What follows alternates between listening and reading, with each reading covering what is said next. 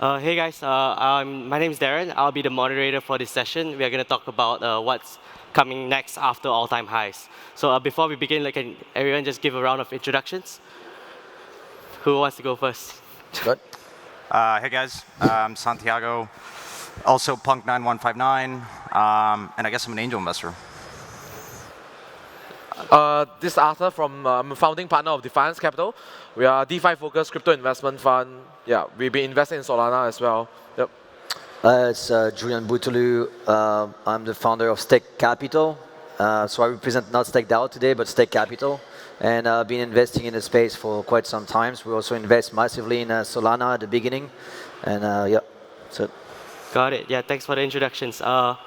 Given that you guys are all DeFi native, you guys have all invested in the space, and we are currently looking at all-time highs for Bitcoin, especially as well as Ethereum and Solana. What do you guys think about DeFi here, and how do you guys think it can evolve from here, given that we're already at all-time highs? Yeah, look, I mean, it's like an interesting question, but it's also not an interesting question because no one really knows. Like predicting these markets, like even Bitcoin is in price discovery. You know, when you think about how many people you walk outside and you think how many people actually understand crypto, how many people have used crypto, and it's less than 0.1% of the world's population. So, like, let's just start there. But okay, we've seen a lot of price action. Bitcoin's gone. You know, everything is in all-time highs, not only in crypto, I guess.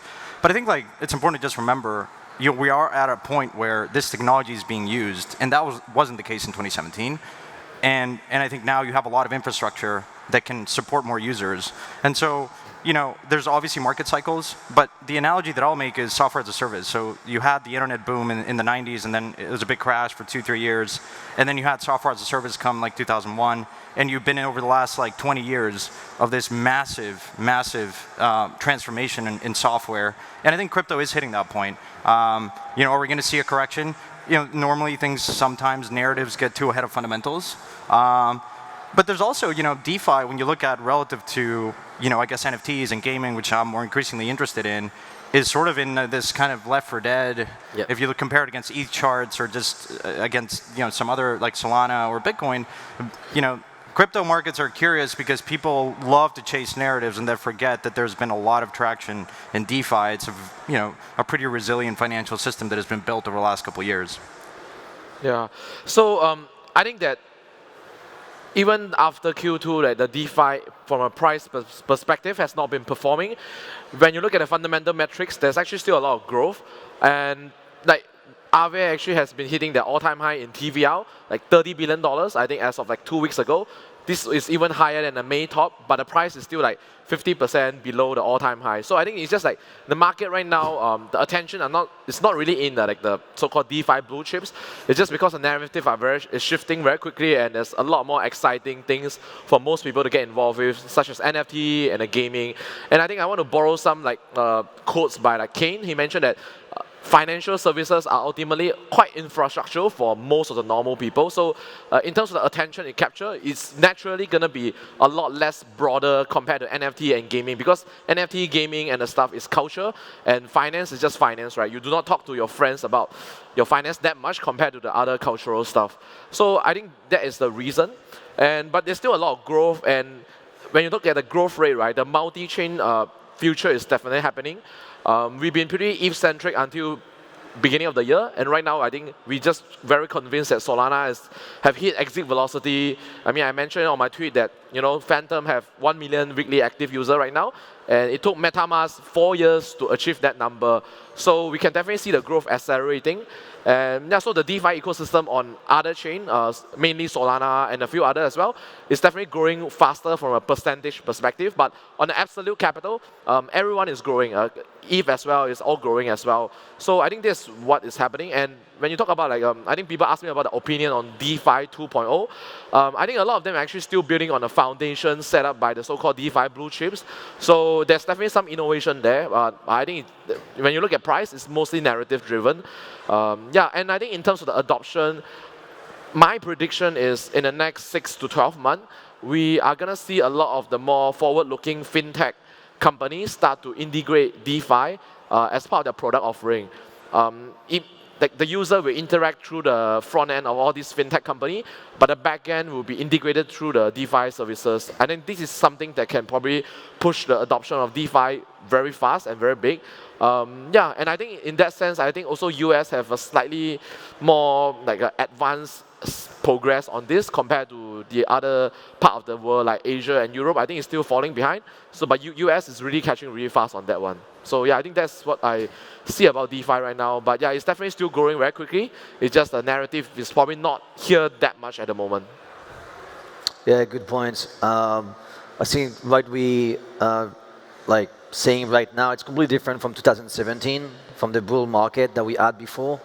Because when the market pumped in 2017, an all-time high, there was like a lot of FUD and institutions and central like governments. They were fighting crypto, they were fighting blockchain, they were calling like the technology a fraud, a scam, Bitcoin being a scam and blockchain. Well, what we're seeing in all-time high right now is the adoptions of the blockchain and all those different projects that we're building. So I think like back then that was pretty risky to call it like no corrections on the market. But right now, considering that all the countries in the world, like central bank, digital currencies, institutions, like Facebook released the metaverse, all the different keywords are now being adopted by the traditional finance and also like normal companies. So I believe like the market will still like grow up in a short term, like also like medium term. And as mentioned, Arthur, it's very interesting that right now we've been trying to build protocols and all competing to each other on the protocols level. But in short term, what's going to happen, and we're also like seeing it, is like a lot of different projects are now starting to build on top of those protocols. So not just fighting them, not trying to find a new auto market maker or like the new DEX. What we're seeing is because those DEX, those auto market makers are already sufficiently super good and they're doing the job. So now it's pretty difficult to compete with them. So now what people are doing, they're building on top of them. So now we're entering the layer 3. I mean, so layer 2 was like how we can connect to all those different blockchains, bridges, and interaction on DeFi space. And now what we're entering is like layer 3, how we build projects that are talking to all these different projects, blockchains and protocols. Got it. Yeah. Thanks for the answers. I think given that you guys must see a lot of new projects coming up, you guys have mentioned that you guys are interested in a bunch of different categories, like you mentioned NFTs and you mentioned gaming as well. So like, could you just tell me more about your thesis for these new sectors? What are the new projects that you guys are investing in, given that it's already all-time highs? What are the new things that you guys are positioning yourself into? Yeah, but from my perspective, I'm still very interested in DeFi. I think though, I've increasingly spent more and more time thinking about NFTs and gaming. Not to say that I've lost conviction in DeFi. I actually think it's going to be exponential in terms of adoption because you play a game, it's very familiar. You collect an NFT, and for the last 10 years, I've tried to explain this technology to people, and it's been quite difficult. You know, why would you? Normally, people are not thinking about storing their wealth and thinking about money or like their finances, but they love playing game. They love collecting. It's a social sport. And it makes it very relatable, and that's what's super exciting. You come, you play a game, and then you say, what else can I do here? And so I think that's where we are in terms of adoption. And so increasingly I've spent time investing in games, investing in NFTs, and then thinking about, how does the user then interact in this metaverse? And I think ultimately, they're going to be thinking about, okay, I want to swap X token for another. I want to think about savings. And I think ultimately our relationship with money is changing in a very profound way. Especially you look at younger generations, they have no semblance of what a traditional bank account is. But they do have, they love wallets, they love collecting. And ultimately how we think about value, obviously Bitcoin came and said, hey, well, you can have a non-sovereign store of value. And you don't stop there. An NFT could be, another token could be equally good, certainly in-game currency, but also can be used, can be thought of as DeFi. So I'm spending a lot of time at this intersection of what I see as DeFi and games and collectibles. Yeah, I think for us it's definitely gaming. I always like to talk about that. We are one of the earliest investors in Axie Infinity. I think because we see the potential for play to earn. I myself as a gamer, and I think that the sad thing is we probably have invested 2 years into some MMORPG, become like a top guild, whatever. When you stop playing it, all these things are just gone. You can't even salvage any of it. So I always see there are some like value in like the being to have a play to earn and incorporating the NFT elements into it. And I think the success of Axie Infinity have definitely proved this. So yeah, we see a lot more gaming project raising right now. And yeah, we've been investing heavily into them. I would say on average, probably the last 2 months, half of our deal flows that we committed has been crypto gaming and NFT projects. So although that we are largely DeFi focused, we still get investing in a lot of high quality gaming projects. And so I think that's one. Another one I think is like, I'm not sure it's part of gaming, but it's the intersection of gaming and the whole digital economy, so-called the metaverse. I think it is my belief that in quite a number of developing countries, the total economic value to be generated from the digital world might exceed their physical world as well. It's just because the mid space are not catching fast enough. Like the Axie Infinity, the wage they can earn there is way higher than the minimum wage of Philippines, for example, mostly. So yeah, I think this is a huge thing. And one of the biggest reasons that we're very bullish on gaming is I think one of the few category that can be detached from the cyclical nature of crypto. Because I always think that, if you have a cash flow, when Bitcoin go down, it doesn't mean those things should be affected, but that's not how the market behaves right now. But what I see is for gaming, even when the market crashed, 60, 70%, people are still going to play the game. And if we see the adoption increasing, I think the market will slowly recognize that has nothing to do. Like, market can go down 80%, gamers are still going to play. We've seen the Axie Infinity leading the market during June, July-ish. So I think that is something that I think can potentially be detached from the cyclical nature of the crypto market. So which is why we're very bullish as well. Yeah, what we've seen, and I think it's really interesting, it's, and you mentioned it, Axie Infinity create, now if you go to the Philippines, the AXS is more valuable than the national currency, like in some part of the country. Like, it's pretty sick, no? Like, and you start to understand, like, what we're moving, and I think Santiago mentioned it, is we'll soon see that money is a different concept of what we were used to. Like basically, like all those different projects will have their own currency or like their own kind of like way of interacting with the projects. And what we've seen with Axie Infinity, and we built, for example, 2 years ago, Blackpool, which is a quantitative hedge fund for the NFT market. So we've been investing a lot in the NFT markets, building guilds to play those play-to-earn games. And what we've seen in Philippines is actually those people over there, they prefer getting paid with the excess than actually the money over there. And now you understand that people are more getting into this kind of a new paradigm where the money from the gaming industry or from those different projects is actually more valuable than national currency. And that's why like countries, like governments, they're now fighting back because they're losing control. When you're losing control of money in your country, you're basically losing control of monopoly, like pushing for like regulations and pushing for different stuff that you want to happen in your country. We did investment in Sorar, the football fantasy game. It's one of the biggest valuation on the market, equity-based, 3.5 billion. We're in the game in this early stage, and it's the same. Now people prefer to get paid in those NFTs than actually receiving normal salaries. So what we're seeing is a complete new paradigm on the money side and the adoption of those NFTs on the market. Yeah. Do you guys think this is like the future? Like people are getting paid to work digitally, people are getting paid in the digital space rather than in real life and physically. Is this the future of work? What do you guys think of that? I will add something. Sorry, go ahead. Oh no, go for it. I tweeted about it, and there was like some 40 chats, people criticizing, like 70 people in the team. And the reality is like those people, they want to get paid in tokens. Yeah. And if we start talking, you're going to get paid in euros, you're going to get paid in the US dollars, they're like, what about receiving tokens? What about receiving equity, like kind of equity? What about like getting incentivized from the intrinsic value of the project that I'm working on? And this is like completely different from centuries of like workforce. Like what we're really seeing is like if you want to work in a protocol, get involved in a DAO, get involved in a project, those people, they want to receive the direct value, direct incentive from those projects.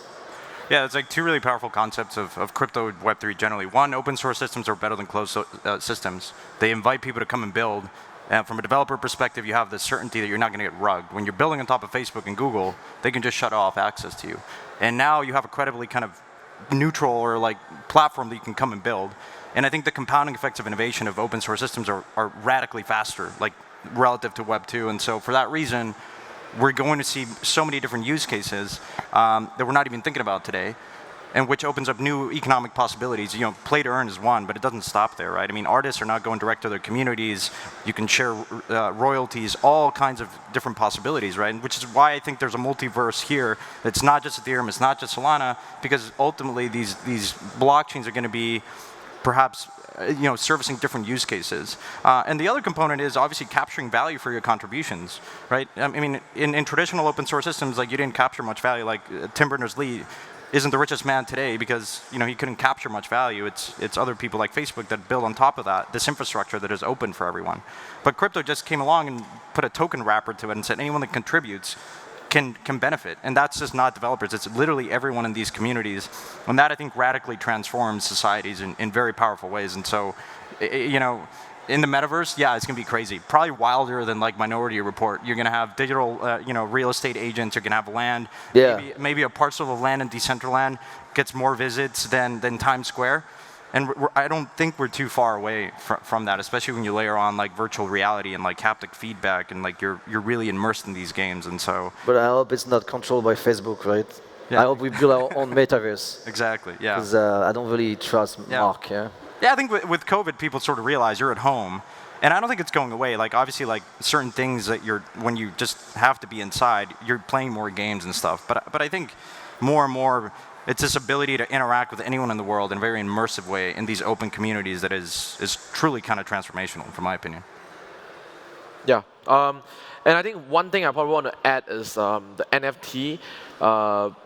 Santiago is a huge NFT collector here. I think one of the biggest game-changing factor the NFT bring into is the entirely new distribution channel for artists, anyone who produce digital work anyway to monetize it and interact with their community directly. And I can tell you this one it doesn't really exist. And most of the artists, be it like musicians, like actual artists, they're actually massively underpaid. I think in US it's a little bit better. Like if you're a musician, there's still some way for you to generate income. But actually, for someone who's familiar with the music industry, a lot of the revenue have actually come from concert instead of actually selling the song. I think that like NFT might actually change that. Especially in Asia, like the Asia, I know a lot of the revenue actually has been, in the music industry has been falling through a cliff. It's just there's no good way to monetize it. Like Spotify, the revenue is too small. But I think this whole NFT is like it's an entire new distribution channel that's changing the game. And also for artists, like it's finally an easier way for people to price their art and for them to monetize it and get more value accrue to them in a way. And I think that's a huge, because this is probably the most like underpriced work in the world. It's just so hard, and usually the artists and musicians, they are not the most commercially accurate. They don't have the best commercial acumen, generally speaking. So I think this is huge. Yeah. Got it. Let me think. I mean, given that we're already here, Should we talk about Solana? you guys want to talk about other chains? Like, what do you guys think? Do you think that Solana has a chance to flip an ETH then, as the next major layer 1 chain? Or are you guys still just massive ETH bulls? Well, okay, so how do we define the flippening? Because ETH has already flipped Bitcoin in terms of adoption, in terms of transactions, in terms of protocols built on top. That's sort of the flippening that I look at. Obviously, like, people are obsessed with prices, that's fine. But like, from my perspective, like, ETH is, or the possibility to capture value for these blockchains, whether it's Solana or Ethereum, is vastly, as Arthur's saying, your digital gold is what, gold is $8 trillion market, give or take. And I guess like Bitcoin's trying to do that, and we've always kind of been anchored to that number. But it's one, not zero sum, right? Bitcoin can capture that, fine. But Ethereum and Solana and these other blockchains are just going to create so much value because, there's new use cases and possibilities. So the internet's vastly larger than gold. But yeah, like, can Solana flip Ethereum? I mean, it's an interesting question. I mean, I think, first of all, I think anyone that's here or listening can look at this event and the quality of teams here and be radically surprised. that's from my perspective. It's been a very pleasant experience being here, and you know, I don't know. It'd be interesting to watch. Probabilistically, there is a version of this world where Solana flips Ethereum, but that doesn't mean that Ethereum goes away. Again, I just sort of think that Ethereum serves a different use case than perhaps Solana is more well suited for social and gaming or something. Yeah. I think as an investor, you always try to think in a probabilistic manner as much as possible. I think I mentioned like in some of my tweet or podcasts, like I think the chances of Solana flipping ETH probably in 3 years is probably, I would assign like 10, 20% 6 months ago or like 3 months ago. Right now, I'll probably put it around 40 to 50%. I still think ETH is going to be very dominant. I think the value accrual is underestimated. And when the merge happen, you know, you're going to see a lot of the supply getting staked, you know, like a lot of the proof of stake blockchain, like up to 60% of the supply are being staked. I think for Ethereum, you're probably going to see like up to 30%. So that's going to be huge change in the supply dynamic. I think for Solana, this same dynamic exists, but the growth of Solana is definitely like happening way faster pace than Ethereum right now, because it starts from a smaller base, and obviously you have the big scalability challenge. Like it's already being partially solved. But I guess that it really depends on what's your market view as well. Like if you think this is a super cycle, which is something I believe in, I think the chances of Solana flipping ETH is quite high. It's just because it's more prime for growth. It's a blockchain that built for growth. While for Ethereum, like there's a lot more smart money that the OG that are inside, you know, that in the bear market, they are more able to keep the use case going. Solana, I think that we haven't really seen a real bear market yet, so it's a bit hard to say how the community will react with the price drop, let's say 70% and stay there for 6 months and 1 year. We haven't yet to see it yet. So I think it will be a good test to the community. But if the super cycle, yeah, I think the chances of Solana flipping ETH is quite high. It's just because this blockchain is prime for growth and to onboard like 100 millions of users, which Ethereum still not very clear how they will get there yet. There's a lot of scaling solution, but it's like there's might be multiple that works. You're not 100% sure which one is the one that's gonna do it. Yep. Yeah, I see Santiago mention Solana being a complete like different use case. For me, also working on the Curve.finance, which is like biggest auto market maker for stable coins, and you want to build like FX market. I mean, the FX market is between 3 and 5 billion US dollars trading volume per day. So we haven't reached that volume of trading in the blockchain space. So if the entire like central digital currency coming into the market, then we'll enter 1 trillion, 2 trillion US dollar volume per day. And this will be captured for chains that go faster than Ethereum. So, for example, Solana is probably the best position to do like the FX market on top of decentralized exchanges. I know like at the moment everyone is talking about NFTs. I see NFT like in 2017 when there was like ICO market and people were all jumping into the ICO market, and there was like 99% of the entire space was just bullshit. But then 1% of the space actually create all those different projects that we have, like Aave and all the different things. I think it's exactly happening the same in the NFT market. Like a lot of people like bootstrapping some landing page, quick NFTs, people hype, degen inside. But the true value of those things had not happened yet. So what we want to see is a complete new layer of application being built on top of it. And this is what happened like a couple months or a year or 2 years after the boom. So for example, ICO, it took like 2 years, 3 years to come into the market of many different applications, like lending, market makers, auto market makers, and then different application on top of it, like multi-sig, Nosy Safe. Basically, the different projects that are needed to build a decentralized financial world. And it's exactly what happened in the traditional market in the 90s and in 2000. So what we're seeing in the NFT market, I think right now we're talking about JPEGs and all these things, but people are now building the next phase of the NFT market. And I think we'll enter soon in this concept of we don't care, the user don't care that it's actually being used or powered by blockchain. Just use the applications, and actually user don't care, it's actually an NFT behind the scene. They will just like play the application, use the applications, and this is where things get super interesting. It's like when we enter this world where you don't need to understand that it's DNS, HTTPS, or any other protocols being powered the application that you're using. And Facebook is going to inject 15 billion into the thing, fight legal regulation and all this thing. Good, because for us, we can then start building on top of this boom. And so coming back to the question of Solana, I think Solana is actually very well positioned for the true quantitative trading, algorithmic trading. And this is what myself I'm looking into, and I'm investing a lot in this market. NFTs are good, but NFTs without application on the side, it's a little bit strange to me. But then if you mix high frequency trading, FX market, application from the tradition, whatever we're building in decentralized finance is not new. It's being just copied and passed from traditional finance, but in a better technical protocols and the solution, the technology is way better. So I think now we can start building a new paradigms, new ideas, and this is what I'm looking into. And I think Solana is really good for that. And also especially that is using a language like Rust that is not that is a proprietary language and not something that is built just for the specificity of the chain. Got it. Thanks for that. Yeah, I think there's not much time left, but then like I'll just give you guys one last chance to like talk about one project specifically that you guys are most excited for in the future. Like just it can be anything. It doesn't have to be on ETH, doesn't have to be on Solana, but like just one project specifically that you're most excited about that's going to launch either soon or it's already alive. All right. I just spoke. Go for it.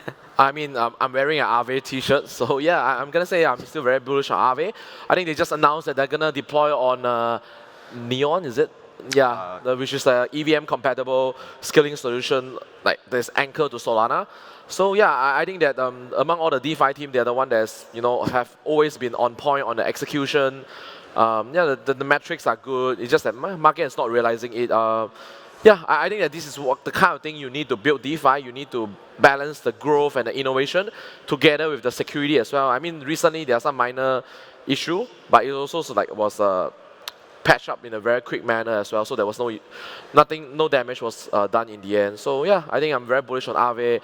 And I think in terms of gaming, I'm really looking forward to. I don't have any specific names.